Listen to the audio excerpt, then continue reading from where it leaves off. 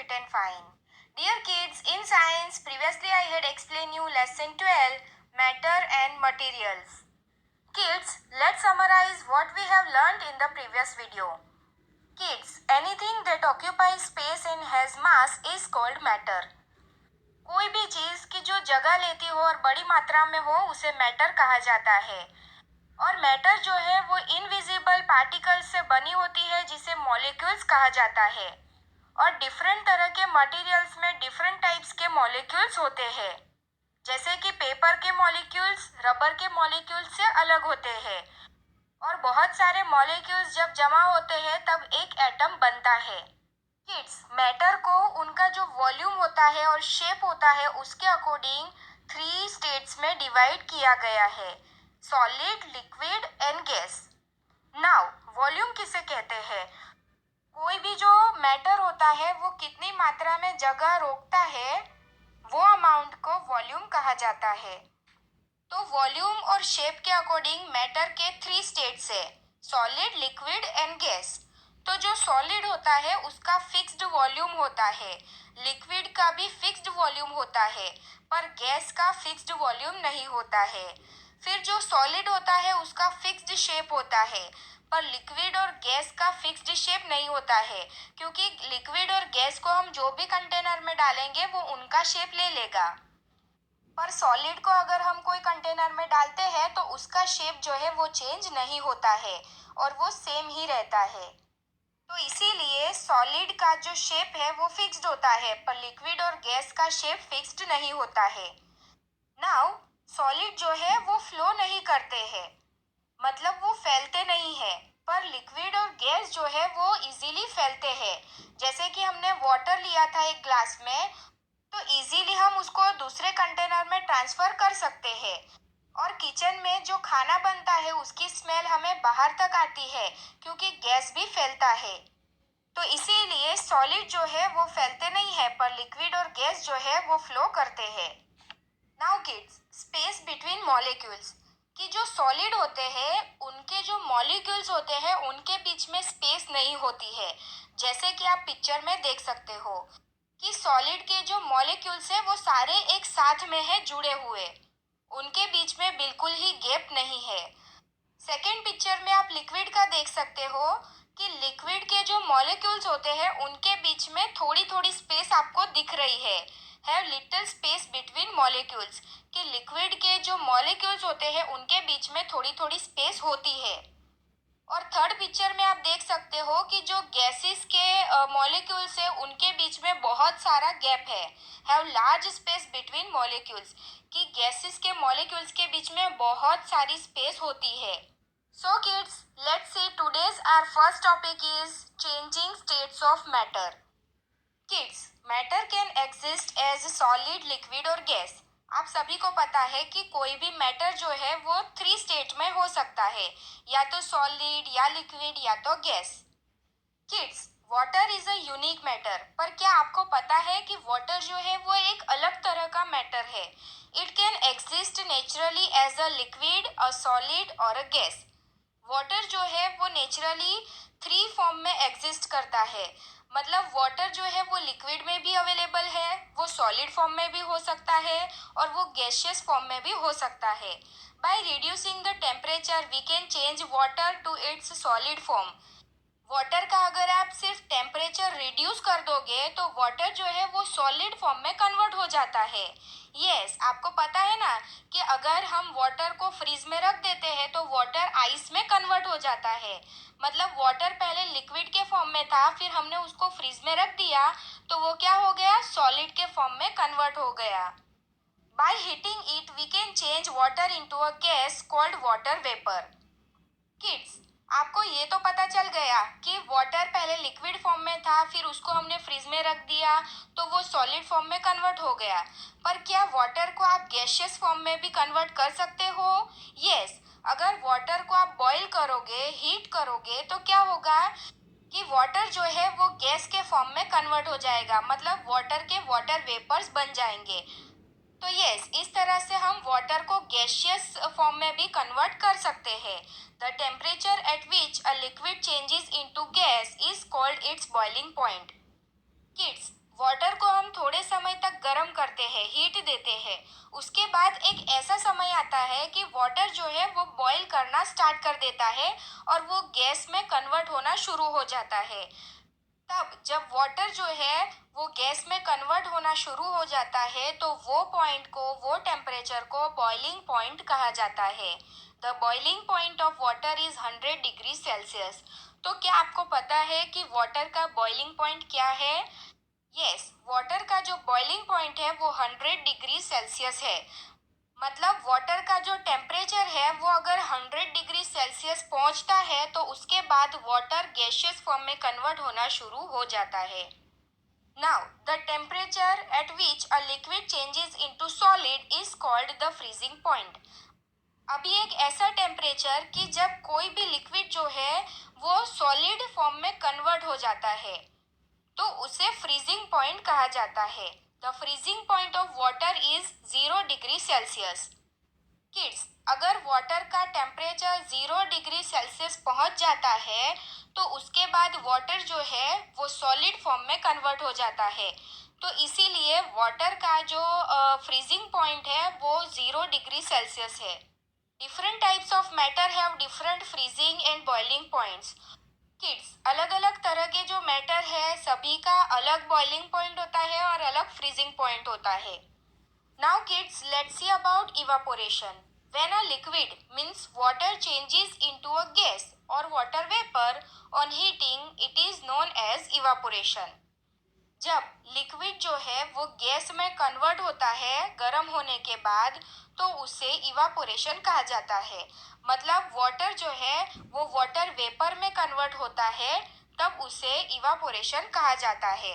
Water from rivers and ponds evaporates under the hot sun, clothes dry due to evaporation. Kids, आपको पता है ना कि reverse और पॉन्ड्स में बहुत सारा पानी होता है, राइट?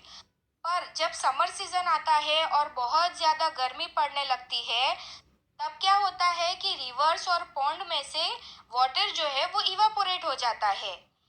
और सेकंड एग्जांपल भी आप देख सकते हो कि कपड़ों को अगर हम सुखाते हैं तो सन की गर्मी की वजह से क्या होता है कि कपड़े जल्दी से सूख जाते हैं। तो उसका मतलब क्या है कि कपड़ों के अंदर जो पानी था वो सारा इवापोरेट हो गया और हमारे कपड़े जल्दी से सूख गए। तो इस तरह से वाटर जो लिक्विड फॉर्म में था उसके बाद वो गैसियस फॉर्म में, मतलब वाटर वाटर वेपर में कन्वर्ट हो गया तो उसे इवापोरेशन कहा जाता है। Now let's see about condensation. When a gas cools down and becomes a liquid due to a fall in temperature, it is called condensation. Kids, जब टेम्परेचर कम होता है और गैस जो है वो ठंडा हो जाता है और वो लिक्विड में कन्वर्ट हो जाता है तो उसे कंडेंसेशन कहा जाता है। You can see this when water droplets form outside a glass of ice cold water. आप कोई भी ठंडी वाटर बॉटल के ऊपर या जब भी कोई ग्लास के अंदर आइस या कोल्ड वाटर हम भरते हैं तो उसके बाद हमें वाटर ड्रॉपलेट्स देखने को मिलते हैं। The water is not leaking out from the glass. Still you find water droplets outside the glass. अभी ग्लास में से वाटर जो है वो लीक तो नहीं हुआ है, फिर भी हमें ग्लास के बाहर जो है वो वाटर ड्रॉपलेट्स दिखते हैं। It is the water vapor in the air that surrounds the glass that has cooled down and formed water droplets. तो ये फिर वाटर ड्रॉपलेट्स कहाँ से आए? तो यस, ग्लास के आसपास या वाटर बॉटल के आसपास की जो भी एयर थी वो क्या हो गई? कूल हो गई। तो वो एयर कूल होने की वजह से वो जो एयर है वो वाटर ड्रॉपलेट्स में कन्वर्ट हो गई। तो इसीलिए हमें वाटर बॉटल के आसपास या तो ग्लास के आसपास वाटर ड्रॉपलेट्स देखने को मिलते हैं और उसे कंडेंसेशन कहा जाता है। Now kids, let's see about freezing. When a liquid becomes a solid bye cooling, it is called freezing. कोई भी लिक्विड को अगर हम कूल करते हैं और वो सॉलिड में कन्वर्ट होता है तो उसे फ्रीजिंग कहा जाता है। So a cup of water when cooled becomes a hard ice. कोई भी एक पानी के ग्लास को या कप ऑफ वाटर लीजिए, उसको आप फ्रीज में रखो तो फिर वाटर जो है वो सॉलिड में कन्वर्ट हो जाएगा। This is why the place in the fridge where this change takes place is called freezer. तो इसीलिए फ्रिज में जहाँ पर ये चेंजेस होता है वो जगह को फ्रीजर कहा जाता है। राइट, कोई भी चीज को आप फ्रीजर में रखोगे तो वो क्या होगी, हार्ड सॉलिड में कन्वर्ट हो जाती है। Now kids, let's see about melting. When a solid turns into liquid on heating, it is called melting. कोई भी सॉलिड को अगर आप हीट करते हो और वो लिक्विड में कन्वर्ट हो जाता है तो उसे मेल्टिंग कहा जाता है। Keep a piece of ice out on the table and it will soon flow down. एक आप आइस का पीस लीजिए और उसे फ्लोर पर ऐसे ही रख दीजिए, तो फिर क्या होगा कि धीरे धीरे वो फ्लो होना स्टार्ट हो जाएगा। मतलब आइस जो है वो धीरे धीरे से मेल्ट होना स्टार्ट हो जाता है। The temperature of a room is high enough to bring about this change. अभी जो रूम का टेम्परेचर है वो थोड़ा हाई होना चाहिए ताकि आइस जो है वो इजीली मेल्ट हो जाए और आप ये चेंज को देख सको कि किस तरह से आइस जो पहले सॉलिड फॉर्म में थी अब वो मेल्ट हो चुकी है और लिक्विड फॉर्म में कन्वर्ट हो चुका है। नाउ किड्स, यहाँ पर एक टेबल दिया गया है कि जिससे हमें पता चल सकता है कि किस तरह से चेंजेस होते हैं। लेट्स सी, सबसे पहले दिया गया है लिक्विड। तो लिक्विड का जब इवापोरेशन होता है तब वो गैस में कन्वर्ट होता है। मतलब लिक्विड को अगर हीट मिलती है तो वो गैस में कन्वर्ट हो जाता है। Second is gas. जब गैस कूल हो जाती है तब उसका कंडेंसेशन होता है। मतलब हमें वाटर ड्रॉपलेट्स देखने को मिलते हैं। जैसे कि हमने एक ठंडे पानी के ग्लास का एग्जांपल लिया, तो हमें क्या देखने को मिला कि ग्लास के आसपास वाटर लीक तो नहीं हुआ है, फिर भी हमें वाटर ड्रॉपलेट्स देखने को मिलते हैं। तो क्यों देखने को मिलते हैं? क्योंकि गैस जो है वो कूल हुआ और उसका कंडेंसेशन हुआ, तो इसीलिए ग्लास के आसपास हमें वाटर ड्रॉपलेट्स देखने को मिले और ये प्रोसेस को कंडेंसेशन कहा जाता है। Now let's see about liquid. तो कोई भी लिक्विड को अगर आप फ्रीज करते हो, उसे ठंडा करते हो, तो कोल्ड होने की वजह से वो सॉलिड में कन्वर्ट हो जाता है। तो जब लिक्विड सॉलिड में कन्वर्ट होता है तो ये प्रोसेस को फ्रीजिंग कहा जाता है। Now let's see about solid. Solid जब मेल्ट होता है तब लिक्विड में वो कन्वर्ट होता है। जैसे कि आइस का हमने एग्जांपल देखा कि आइस को अगर आप रूम टेम्परेचर पर छोड़ देते हो तो वो स्लोली स्लोली मेल्ट हो जाता है और वो लिक्विड में कन्वर्ट हो जाता है, तो उसे मेल्टिंग कहा जाता है। किड्स, वाटर को हम सारे फॉर्म में देख सकते हैं। वाटर को हम सॉलिड, लिक्विड और गैसियस फॉर्म में देख सकते हैं। सबसे पहले आइस के फॉर्म में वाटर था, सॉलिड फॉर्म में था। फिर उसके बाद उसको मेल्ट किया तब वो वाटर के फॉर्म में कन्वर्ट हो गया और उसके बाद वाटर का जब इवापोरेशन होता है तब वाटर वेपर बनता है। और अगेन फिर से अगर वाटर वेपर कंडेंस होता है, कंडेंसेशन होता है, तो उसके बाद वाटर वेपर जो है वो वाटर में कन्वर्ट होता है और उसके बाद वाटर को अगर हम फ्रीज करते हैं तो वो फिर से सॉलिड फॉर्म में, मतलब कि आइस के फॉर्म में कन्वर्ट हो जाता है। Now kids, let's see about changes in matter. Matter में दो टाइप के चेंजेस होते हैं, physical change and chemical change. Let's see about physical change. The change in which the molecules of a substance do not form new molecules is called a physical change. Kids, एक ऐसा change कि जिसमें कोई भी जो substance के molecules है वो नए मॉलिक्यूल्स को फॉर्म नहीं करते हैं, तो ऐसे चेंज को फिजिकल चेंज कहा जाता है। मतलब जो मॉलिक्यूल्स थे वो सेम ही रहते हैं, उसमें से हमें और भी नए मॉलिक्यूल्स मिलते नहीं हैं, तो ऐसे चेंज को फिजिकल चेंज कहा जाता है। It is a reversible change और फिजिकल चेंज जो है वो रिवर्सिबल चेंज है। For example, melting of a candle, slicing of bread, melting of ice etcetera are some example of physical change.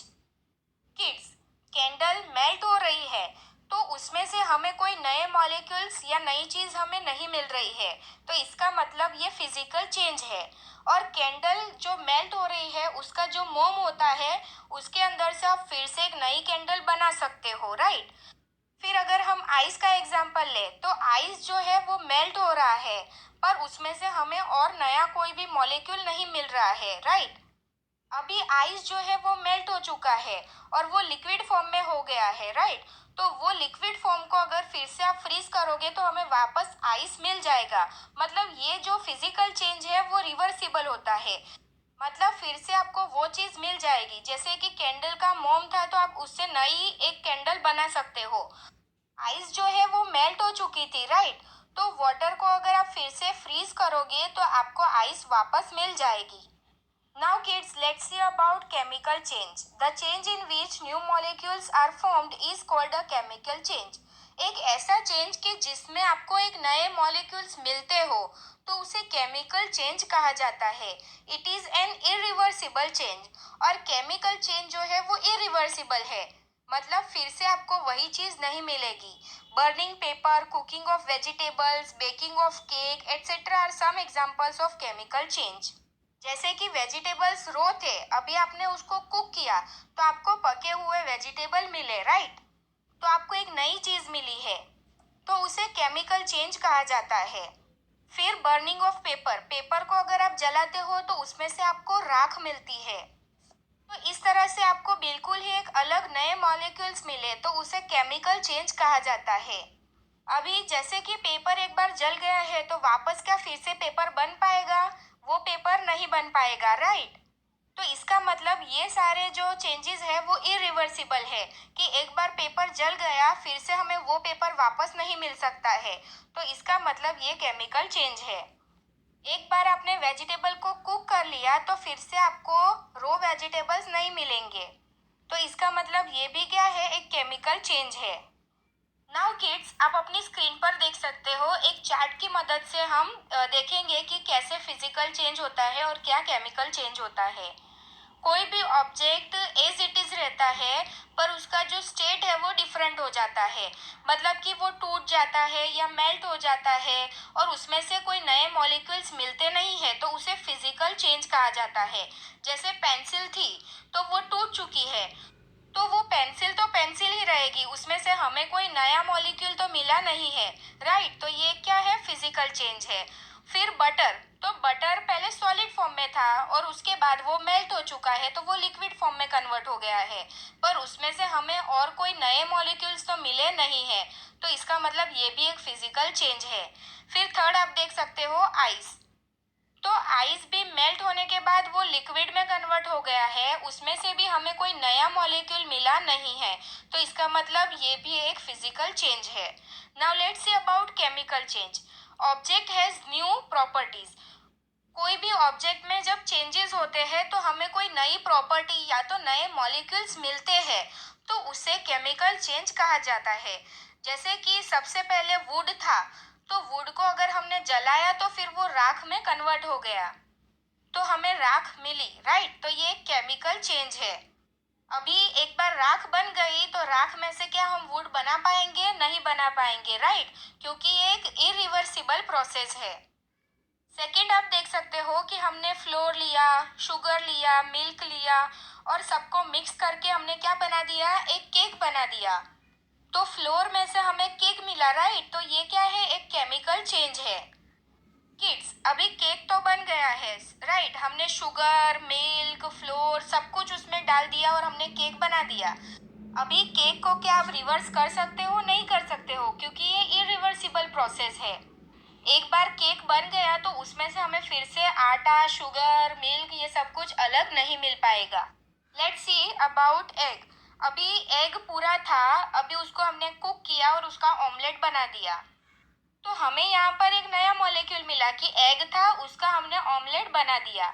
अब ये प्रोसेस भी इरिवर्सिबल है। कैसे? कि एक बार ऑमलेट बन चुका है तो क्या फिर से आप उसको एग में कन्वर्ट कर पाओगे? नहीं कन्वर्ट कर पाओगे, राइट? तो किड्स, इस तरह से आपको पता चला ना कि किस तरह से केमिकल चेंजेस होते हैं और उसमें से केमिकल चेंजेस होने की वजह से हमें एक नया मॉलिक्यूल मिलता है। और केमिकल चेंजेस जो है वो इरिवर्सिबल प्रोसेस है।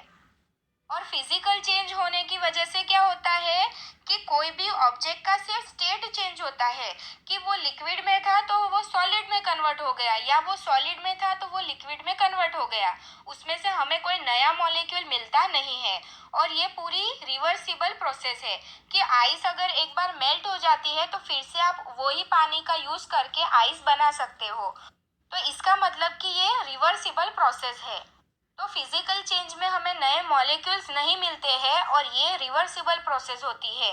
और केमिकल चेंज में हमें नई प्रॉपर्टीज मिलती है, नए मॉलिक्यूल्स मिलते हैं और ये इरिवर्सिबल प्रोसेस होती है। Now kids, let's see about solutions. Liquids have spaces between their molecules. जैसे कि मैंने आपको फर्स्ट पार्ट में भी बताया था कि लिक्विड के जो मॉलिक्यूल्स होते हैं उनके बीच में थोड़ी थोड़ी स्पेस होती है। When we mix or dissolve something into a liquid, they take these spaces and we get a solution. तो लिक्विड के अंदर अगर हम कोई भी चीज़ डालते हैं तो वो चीज़ क्या है, लिक्विड के अंदर डिसॉल्व हो जाती है और वो स्पेसिस के बीच में चली जाती है और हमें एक सॉल्यूशन मिल जाता है। जैसे कि मैं आपको एक एग्जांपल बता रही हूँ कि एक ग्लास में आपने 100 ml वाटर लिया और आपने एक स्पून सॉल्ट उसमें डाला। अभी सॉल्ट ऐड करने से वाटर के लेवल में कोई चेंजेस आए नहीं आएंगे, राइट? क्योंकि वाटर जो है वो लिक्विड फॉर्म में है तो उनके मॉलिक्यूल्स के बीच में थोड़ी बहुत स्पेस होगी। तो सॉल्ट ने वाटर के बीच में, मतलब वाटर के मॉलिक्यूल्स के बीच में जो स्पेस थी उसके अंदर सॉल्ट ने अपनी जगह ले ली और वो एक सॉल्यूशन बन गया। तो इसीलिए वाटर के लेवल में हमें कोई भी चेंजेस नहीं दिखे। Now what we dissolve is the solute and the liquid in which it dissolves is the solvent. अभी जो सॉल्ट है जिसको हम वाटर के अंदर डाल रहे हैं उसे सॉल्यूट कहा जाता है, मतलब कि वाटर के अंदर वो डिसॉल्व होने वाला है, राइट? तो उसे सॉल्यूट कहा जाता है। और जो लिक्विड था, मतलब कि जो पानी हमने लिया था, उसे सॉल्वेंट कहा जाता है। और सॉल्ट और वाटर मिलके क्या बन गया, एक सॉल्ट वाटर बन गया, राइट? तो उसे क्या कहा जाता है, एक सॉल्यूशन कहा जाता है। और solute dissolve faster in a solvent when you stir it और हीट इट। और किड्स, आप सभी को पता भी होगा कि अगर पानी के अंदर हमने सॉल्ट डाला है और उसको आप जल्दी जल्दी से स्टर करोगे, उसे हिलाओगे और या तो उसे हीट करोगे तो जल्दी से जो सॉल्यूट है, मतलब कि जो सॉल्ट है, वो जल्दी से वाटर के अंदर डिसॉल्व हो जाएगा। तो किड्स, आपको पता चला ना कि जिसको हमने डिसॉल्व किया उसे सॉल्यूट कहा जाता है। मतलब कि सॉल्ट को हमने डिसॉल्व किया तो वो सॉल्यूट है। फिर जिसके अंदर हमने उसे डिसॉल्व किया, मतलब जो भी लिक्विड के अंदर हमने डिसॉल्व किया उसे सॉल्वेंट कहा जाता है। तो सॉल्यूट और सॉल्वेंट मिलके एक सॉल्यूशन बन गया। मतलब सॉल्ट और वाटर को मिक्स करने से हमें एक सॉल्ट वाटर का सॉल्यूशन मिल गया। किड्स, आप यहाँ पर एक एक्टिविटी भी देख सकते हो। Take a beaker, fill it with marbles up to the top. आपको एक बीकर लेना है और उसके अंदर बहुत सारे मार्बल्स टॉप तक डाल देने हैं। Put some sand in it, और उसके अंदर थोड़ी सी सैंड आपको डालनी है। शेक द बीकर स्लाइटली, और स्लोली स्लोली आपको बीकर को थोड़ा शेक करना है। The sand disappear in the space between the marbles. तो जो सैंड थी वो मार्बल्स के बीच में जो स्पेस थी उसके अंदर चली गई और हमें वो दिखाई भी नहीं दे रही है। The sand does not take any extra space and the volume of the contents in the beaker remains the same. अभी सैंड ने कोई एक्स्ट्रा स्पेस तो ली नहीं है, सैंड को कोई एक्स्ट्रा स्पेस की ज़रूरत नहीं पड़ी है। तो बीकर के अंदर जो मार्बल का वॉल्यूम था वो सेम ही रहेगा। The glass marbles are like the molecules of water and sand grains are like the molecules of salt that occupy the space between the molecules of water. तो beaker के अंदर हमने जो marbles डाले थे वो सेम टू सेम वाटर के molecules की तरह है कि उनके बीच में थोड़ी थोड़ी गैप्स है। और हमने जो फिर मार्बल्स के अंदर सैंड डाली थी वो सेम टू सेम सॉल्ट की तरह वर्क करेगी। कि जैसे वाटर के अंदर हमने सॉल्ट डाला तो फिर सॉल्ट हमें दिखाई नहीं देता है, वो डिसॉल्व हो जाता है। तो इस तरह से मार्बल्स के अंदर जब हमने सैंड डाली थी तो वो भी मार्बल्स के बीच में जो गैप था उसके अंदर चली गई, तो हमें सैंड भी दिखाई नहीं दे रही थी। तो ये एक एक्टिविटी की मदद से आपको पता चल सकता है कि किस तरह से सॉल्यूट जो है वो सॉल्वेंट के अंदर डिसॉल्व हो जाता है और हमें एक सॉल्यूशन मिल जाता है। कि वाटर के जो मॉलिक्यूल्स थे उनके बीच में थोड़े गैप्स थे और सॉल्ट हमने जब डाला तो सॉल्ट जो है वो वाटर के मॉलिक्यूल्स के साथ मिक्स हो गया, डिसॉल्व हो गया और हमें एक नया ही सॉल्यूशन मिल गया। Now kids, let's summarise what we have learned. Matter is anything that has mass and volume. Matter कोई भी चीज है, मतलब जिसका वॉल्यूम और जिसका मास है, उसे मैटर कहा जाता है। Matter exist in 3 states, solid, liquid and gas. Matter जो है वो 3 स्टेट्स में होती है, solid, liquid and gas. Solids have a fixed shape, volume and can not flow. Solid का फिक्स्ड शेप होता है, वॉल्यूम भी फिक्स्ड होता है, और वो सॉलिड जो है वो फ्लो नहीं करता है। Liquids have a fixed volume but not a fixed shape. Liquid का जो शेप होता है वो फिक्स्ड नहीं होता है, पर लिक्विड का जो वॉल्यूम होता है वो फिक्स्ड होता है। एंड लिक्विड कैन फ्लो, और लिक्विड जो है वो फ्लो कर सकते हैं। Gases have a neither fixed shape nor volume. और गैसेस का तो ना ही फिक्स्ड वॉल्यूम होता है और ना ही फिक्स्ड शेप होता है। They can also flow and occupy all the given space. और गैस तो बहुत ही ज़्यादा फैलते हैं, और जितनी स्पेस मिले उतनी स्पेस में वो फैलते ही जाते हैं। Matter can change from one state to another by heating और कूलिंग। और कोई भी मैटर को आप चेंज कर सकते हो, उसे हीट करके या उसे कूल करके हम मैटर का जो फॉर्म है उसे चेंज कर सकते हैं।